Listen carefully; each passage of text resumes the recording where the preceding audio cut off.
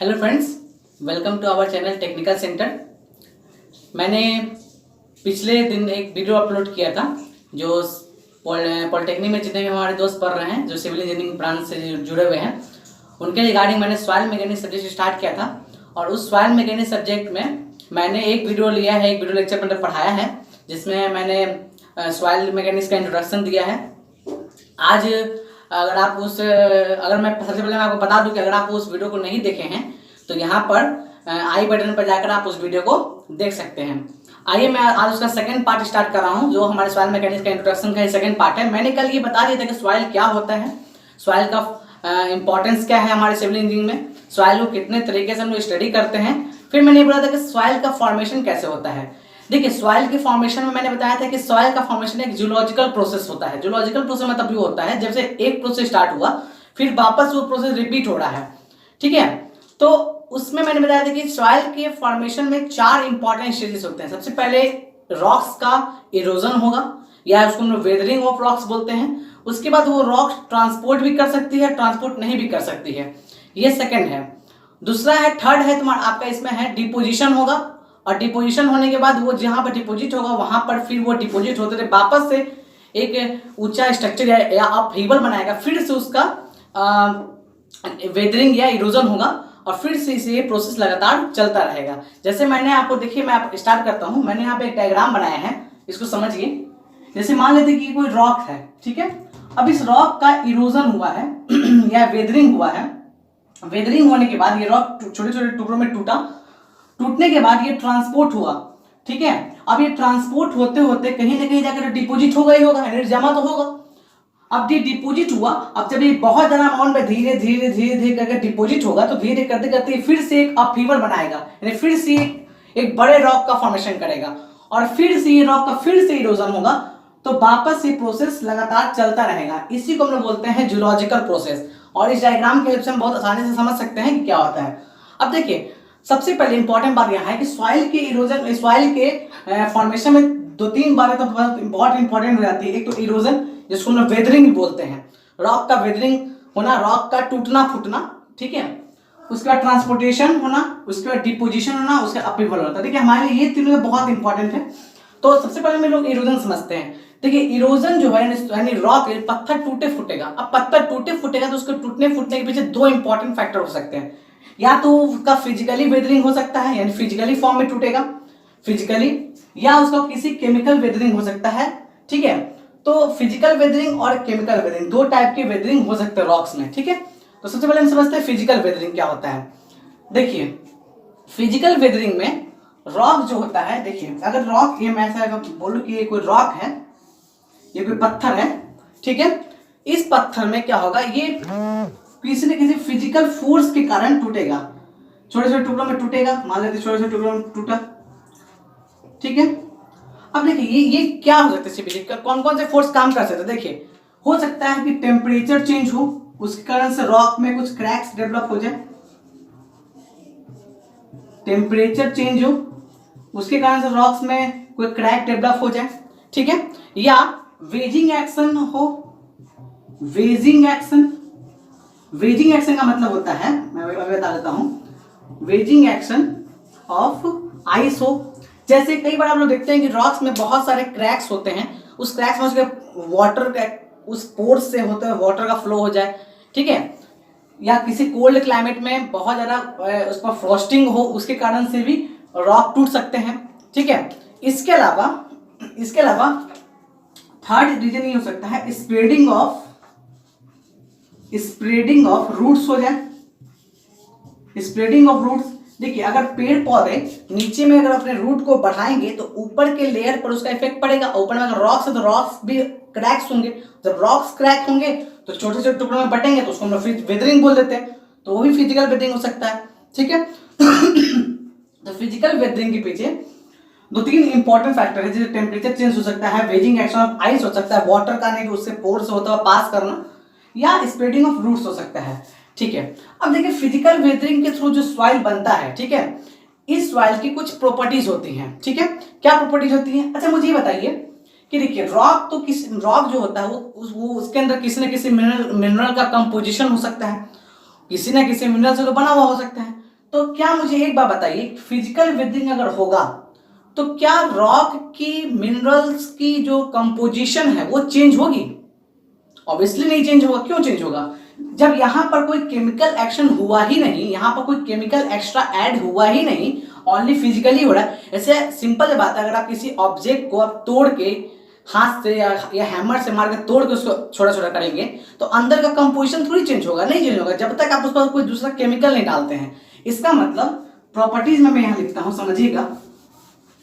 Properties में मैं यहां फिजिकल वेदरिंग की प्रॉपर्टीज में मैं यहां लिखता हूं, फर्स्ट प्रॉपर्टी में लिखता हूं क्या कि केमिकल कंपोजिशन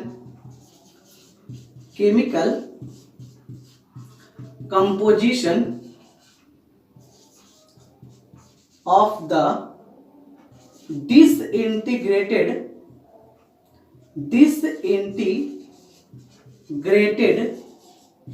rocks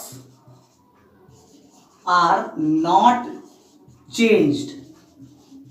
ठीक है, it is same chemical composition as its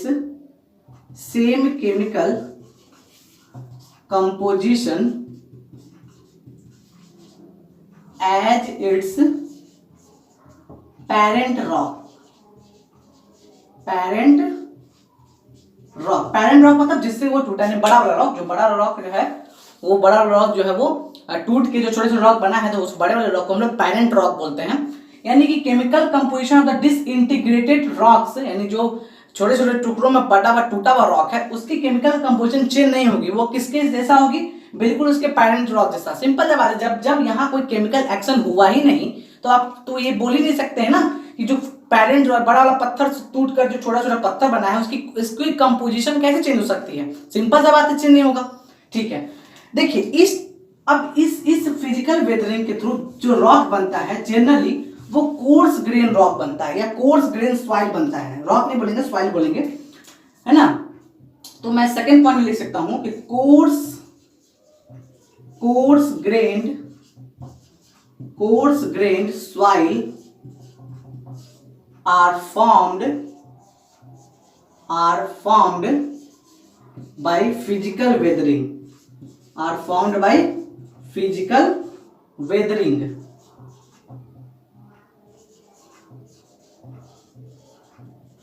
ठीक है, अभी कोर्स ग्रेन सॉइल क्या होता है? देखिए सॉइल की जब मैं क्लासिफिकेशन पढ़ाऊंगा आपको आगे आने वाले फर्दर लेक्चर्स में, तो वहां बताएंगे हम लोग कि कोर्स ग्रेन सॉइल क्या होता है, फाइन ग्रेन सॉइल क्या होता है। अभी के लिए आप इतना समझ लीजिए कि कोर्स ग्रेन सॉइल नाम समझ रहा है, कोर्स ग्रेन मतलब पार्टिकल का साइज बोल सकते हो या उसकी थिकनेस बोल सकते हो, वो कोर्स यानी मोटा है। तो इसके अंदर मैं दो टाइप के सॉइल को जनरली कंसीडर करता हूं। जैसे इसके अंदर आएगा ग्रेवल आएगा और सैंड आएगा। ठीक है, तो ग्रेवल और सैंड का जो फॉर्मेशन होता है वो फिजिकल वेदरिंग होने के कारण होता है। अब इसका मैं साइज भी यहाँ लिख देता हूं। अभी तो इसका जरूरत तो नहीं है फिलहाल, क्योंकि ये तो आगे मैं फिर पढ़ाऊंगा, लेकिन आपके एक आइडिया के लिए, ताकि आपको एक आइडिया है कि हाँ कोर्स ग्रेन सॉइल का साइज यहाँ से यहाँ तक होता है, उसके लिए देखिए ग्रेवल का जो साइज होता है, जो ग्रेवल की साइज होती है वो 80 mm से लेकर 4.75 mm तक होती है। ठीक है, और जो सैंड होता है इसकी साइज 4.75 mm से लेकर 0.075 mm तक होती है। तो ये आप लोग याद रखेंगे, ये बहुत इंपॉर्टेंट है। मैं इसके बारे में और आगे जब क्लासिफिकेशन पढ़ाऊंगा तो वहां फिर से डिस्कशन करूंगा। तो फिजिकल वेदरिंग का मतलब यह मैंने बता दिया, फिजिकल वेदरिंग क्या होती है, फिजिकल वेदरिंग कैसे होती है, और फिजिकल वेदरिंग के थ्रू बनने वाला जो सॉइल होता है उसकी प्रॉपर्टीज क्या क्या होती है, तो मैंने ये बता दिया। अब मैं समझता हूं केमिकल वेदरिंग के बारे में। समझिए, इसको मैं मिटा देता हूं, आप लोगों ने नोट कर लिया होगा। अब समझते हैं केमिकल वेदरिंग के बारे में, मैं इसको भी मिटा देता हूं, यहां से फिर से लिखता हूं केमिकल वेदरिंग। समझिए, केमिकल वेदरिंग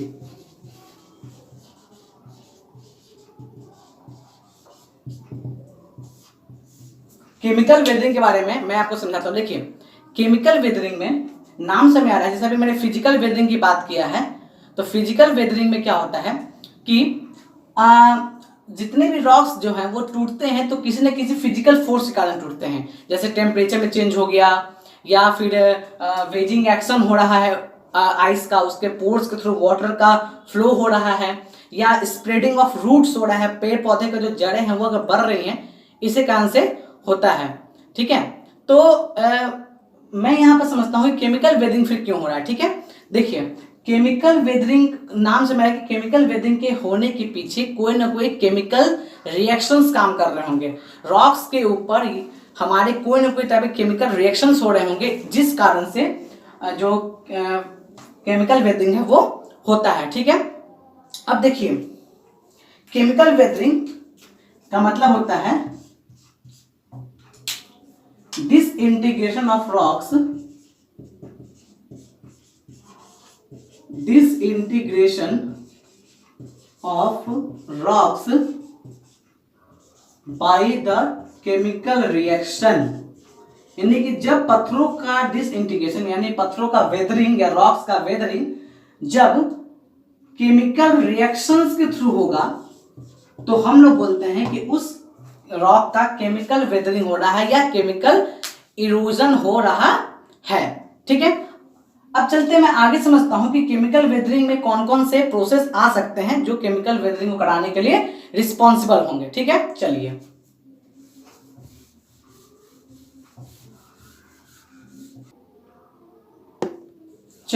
अब मैं आगे बढ़ता हूं और मैं समझता हूं कि केमिकल वेदरिंग के थ्रू बनने वाला जो रॉक्स है या सॉरी जो सॉइल है उसकी क्या क्या प्रॉपर्टीज होती हैं। ठीक है, देखिए सबसे पहली बात मुझे ये बताइए, जैसे फिजिकल वेदरिंग में मैंने ये देखा था कि जब रॉक्स से पेरेंट रॉक जो उसका मेन रॉक है जहां से छोटे छोटे पत्थर टूट के सॉइल का फॉर्मेशन कर रहे थे, उनकी केमिकल कंपोजिशन यानी कि सॉइल की केमिकल कंपोजिशन उनके पेरेंट रॉक से बिल्कुल मैच कर रही थी, क्योंकि वहां पर फिजिकल वेदरिंग हुआ था। लेकिन यहाँ तो केमिकल रिएक्शन हो रहा है, तो सिंपल सा बात है, सिंपल सा एक लाइन बात मैं बोल सकता हूं कि यहां पर जो सॉइल बनेगा उसकी प्रॉपर्टी अपने पेरेंट्स रॉक के प्रॉपर्टी से बिल्कुल भी मैच नहीं करेगी, यानी उससे थोड़ा डिफर होगा ही होगा। इसका मतलब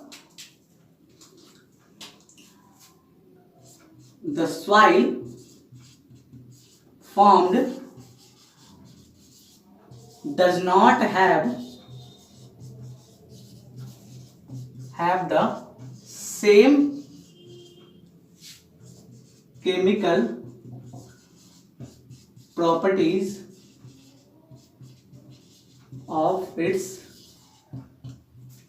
parent rock। ठीक है, यानी सॉइल जो फॉर्म होगा उसकी केमिकल प्रॉपर्टी अपने पेरेंट रॉक की जैसे तो नहीं हो सकती है, क्योंकि केमिकल रिएक्शंस हो रहा है। अब हम समझते हैं ये केमिकल जो कंपोजिशन है ये किस किस तरह से हो सकता है। देखिए सबसे पहला जो है, मैं एक करके बता रहा हूं, सबसे पहला जो है इसको मैं नंबर 1 दे देता हूं यहाँ पर। सबसे पहला जो है वो है हाइड्रेशन। क्या है? हाइड्रेशन। ठीक है, इसका मतलब है कि जो सॉइल्स हैं, जो हमारे सॉरी रॉक हैं, उन रॉक के जो मिनरल हैं वो वाटर के साथ रिएक्ट कर कुछ केमिकल कंपोजिशन बना दे, है ना। हो सकता है क्योंकि बहुत सारे रॉक के जो मिनरल्स होते हैं वो वाटर के साथ रिएक्शन कर सकते हैं। तो वाटर के साथ अगर रॉक का मिनरल है ना, रॉक मिनरल और वाटर के साथ वो रिएक्शन कर ले और दोनों आपस में रिएक्शन करे, कोई केमिकल कंपोजिशन बना दे, तो हम बोलते हैं कि वहां पर हाइड्रेशन प्रोसेस हुआ है। और जो केमिकल कंपोजिशन बनेगा वो ऑब्वियसली बात है, वो केमिकल कंपोजिशन उसके डिसइंटीग्रेशन में हेल्प करेगा और साथ ही साथ जो सॉइल बनेंगे उनकी केमिकल कंपोजिशन को भी वो चेंज कर देगा। तो पहला तो हाइड्रेशन होता है। ठीक है, दूसरा और क्या प्रोसेस होता है समझिए। सेकेंड जो प्रोसेस होता है, ठीक है, इसको मैं बोलता हूं कार्बोनेशन। कार्बोनेशन कार्बोनेशन कार्बोनेशन का मतलब होता है, देखिए हमारे एटमॉस्फेयर में जो कार्बन डाइऑक्साइड है, ठीक है, वो क्या करते हैं, वाटर के साथ रिएक्ट करते हैं। ठीक है, जो हमारे एटमॉस्फेयर में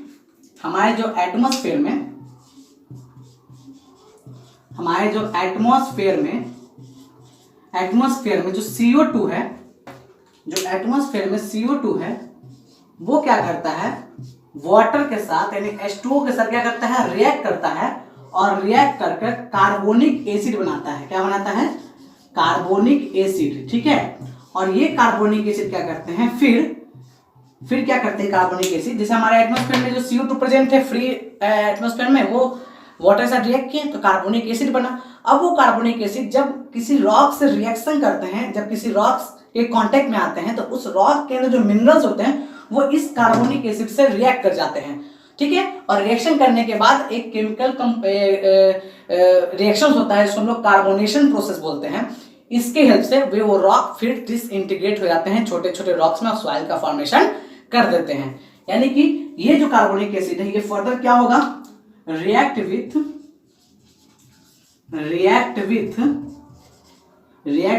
the minerals of the parent rock, ठीक है। तो ये पेरेंट रॉक के मिनरल के साथ वापस रिएक्ट कर लेंगे और रिएक्ट कर कार्बोनेशन का प्रोसेस को कंप्लीट कर देंगे। और कार्बोनेशन का प्रोसेस होगा तो केमिकल रिएक्शंस होगा तो रॉक्स उससे डिसइंटीग्रेट हो जाएंगे, सिंपल सा बात है, ठीक है। तो ये दो प्रोसेस हुआ, एक तो हाइड्रेशन और एक कार्बोनेशन। तीसरा देखते क्या है, समझिए।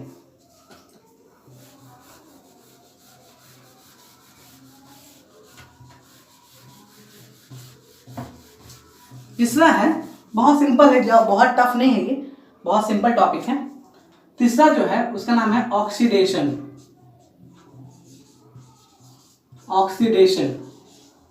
नाम से मेरा है ऑक्सीडेशन, यानी ऑक्सीजन रिएक्शन करेगा, सिंपल सा बात है। यानी कि जो ऑक्सीजन के आयंस है ना, वो कभी कभी क्या करते हैं हमारे रॉक के मिनरल के साथ रिएक्ट कर जाते हैं, ठीक है।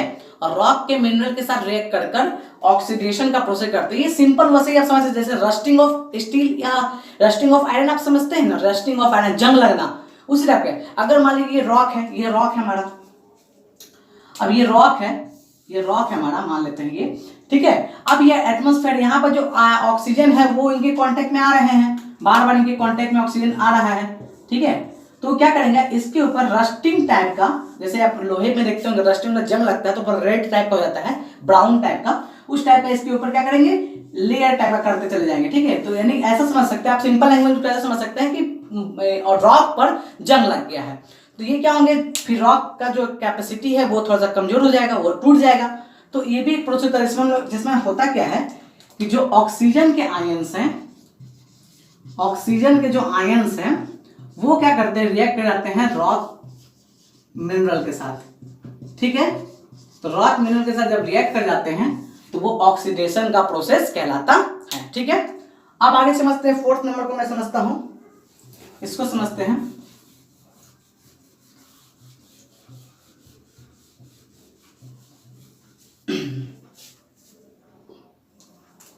फोर्थ नंबर को मैं समझता हूं, दिस इज द सॉल्यूशन।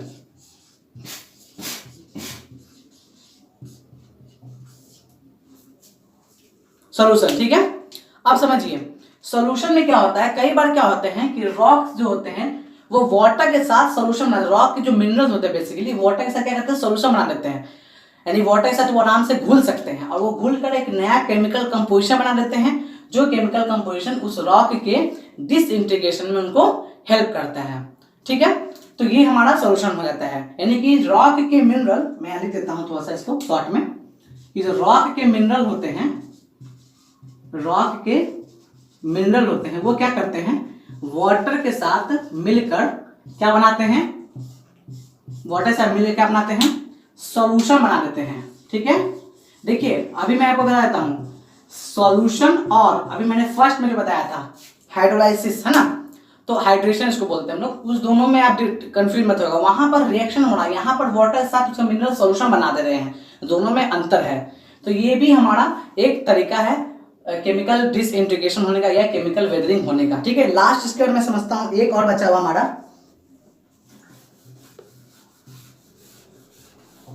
एक हमारा और बचा हुआ है जिसको हम बोलते हैं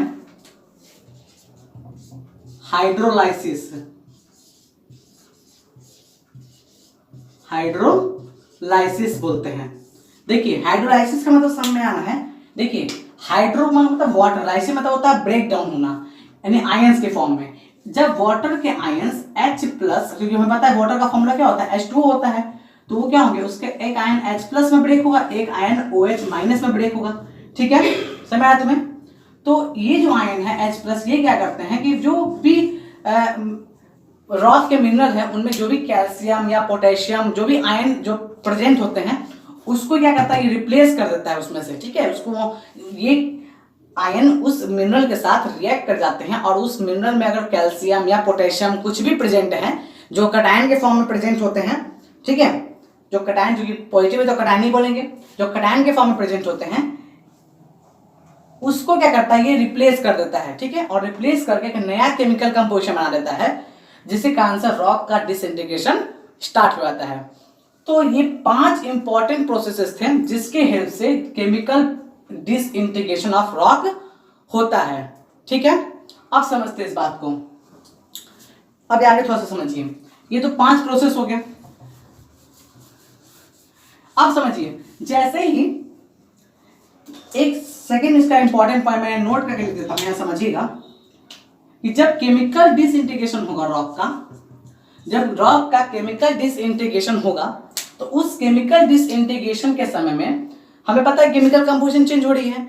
जब केमिकल कंपोजिशन चेंज होगा उस सॉइल का, तो उस सॉइल में क्या होगी, सॉइल के अंदर जो भी ऐसे मिनरल हैं, जो सॉइल के कुछ ऐसे मिनरल उसमें प्रेजेंट हो जाएंगे जो सॉइल के अंदर प्लास्टिसिटी की प्रॉपर्टी को बढ़ा देंगे, ठीक है। जो सॉइल के अंदर क्या करेंगे, प्लास्टिसिटी की प्रॉपर्टी को बढ़ा देंगे, यानी कुछ ऐसे क्ले मिनरल्स प्रेजेंट हो जाएंगे, क्ले मिनरल्स प्रेजेंट हो जाएंगे उस सॉइल के अंदर। जो सॉइल केमिकल डिकम्पोजिशन से बनेगा या केमिकल वेदरिंग से बनेगा, उसके अंदर कुछ क्ले मिनरल होंगे जो क्या करेंगे, इम्पार्ट्स प्लास्टिसिटी, ठीक है। अभी प्लास्टिसिटी क्या होती है, प्लास्टिसिटी मतलब होता है, सिंपल सा बेटा समझिए कि सॉइल एक्चुअल में प्लास्टिसिटी सॉइल की एक स्टेज है, प्लास्टिक स्टेज सॉइल की है ना। तो इस समय सॉइल जो होता है उसकी प्रॉपर्टीज प्लास्टिक नेचर की हो जाती है। प्लास्टिक नेचर कहने का मतलब होता है, मैं इसको आगे नेक्स्ट क्लास में समझाऊंगा, मतलब आगे फर्दर आने वाले वीडियोज में क्लासिफिकेशन सॉइल में जब लाएंगे वहां पे प्लास्टिक प्रॉपर्टी पढ़ेंगे सॉइल की, तो वहां मैं बताऊंगा। मैंने आपको लिखाया था चैप्टर तो वो बताया था उसमें। तो ये जो क्ले मिनरल है ये इसी केमिकल डिकम्पोजिशन कारण ही उस सॉइल में आ जाती है, ठीक है। इसलिए हम यहाँ क्या बोल सकते हैं कि जो हमारा केमिकल डिकम्पोजिशन है इसके थ्रू जो सॉइल बनता है वो कैसा सॉइल होता है, क्ले सॉइल होता है। कैसा सॉइल होता है, क्ले सॉइल होता है, ठीक है। और क्ले सॉइल का मतलब, क्ले सॉइल को हम लोग फाइन ग्रेन सॉइल भी बोलते हैं, ठीक है। तो क्ले सॉइल कौन सा सॉइल है, फाइन ग्रेन सॉइल है, जिसकी साइज लेस देन 0.002 mm होती है। ये आपको बात दिमाग में ध्यान रखना है, ठीक है। अब समझिए इस बात को, ये आपका क्ले सॉइल हो गया। क्ले मिनरल जो होते हैं ये कैसे आते हैं, देखिए जब भी कोई क्ले सॉइल बन रहा है तो कंफर्म है कि वो केमिकल डिकम्पोजिशन से बन रहा है। और ये जो क्ले मिनरल्स हैं ये उन्हीं केमिकल डिकम्पोजिशन में आने वाला, जो मैंने आपको 5 प्रोसेस बताया था ना, उसी में से किसी एक प्रोसेस के थ्रू जब भी कोई भी प्रोसेस हो तो उसके थ्रू जो क्ले मिनरल है वो सॉइल में प्रेजेंट हो जाते हैं। क्ले मिनरल की प्रॉपर्टी होती है कि क्ले के जो मिनरल होते हैं वो सॉइल के अंदर प्लास्टिसिटी को बढ़ा देते हैं, ठीक है। अब ऐसा क्यों होता है, क्ले मिनरल के पास ऐसा क्या है भाई, क्या इनके पास ऐसा है कि प्लास्टिसिटी बढ़ा देंगे। ये सब बात हम जब प्लास्टिक कैरेक्टरिस्टिक्स ऑफ सॉइल पढ़ेंगे तब हम बताएंगे कि वहां पर क्यों क्ले मिनरल प्लास्टिसिटी बढ़ा देते हैं, ठीक है। बहुत सब लोग जानते हैं बाकी क्ले मिनरल प्लास्टिसिटी बढ़ा देते हैं, बात सब जानते हैं, लेकिन क्यों, ऐसा क्या उनके पीछे रीजन है, ये सब मैं आने वाले फर्दर क्लास में बताऊंगा। तो आज का हमारा वीडियो बस यहीं तक था और मैं उम्मीद करता हूँ कि मैंने आज जो आपको समझाया है वो आपको अच्छे से समझ में आया होगा, ठीक है। और अगर आपको इस वीडियो के रिगार्डिंग कोई भी अगर आपको डाउट होता है तो आप कमेंट बॉक्स में उस डाउट को मेंशन कर सकते हैं। मैं उस डाउट को पूरी तरह से सॉल्व करने की पूरी कोशिश करूंगा। और हमारे वीडियो के साथ बने रहिए और हमारे चैनल को जरूर सब्सक्राइब कीजिए, हमारे वीडियो को लाइक कीजिए और आने वाले वीडियो का इंतजार कीजिए। Thank you.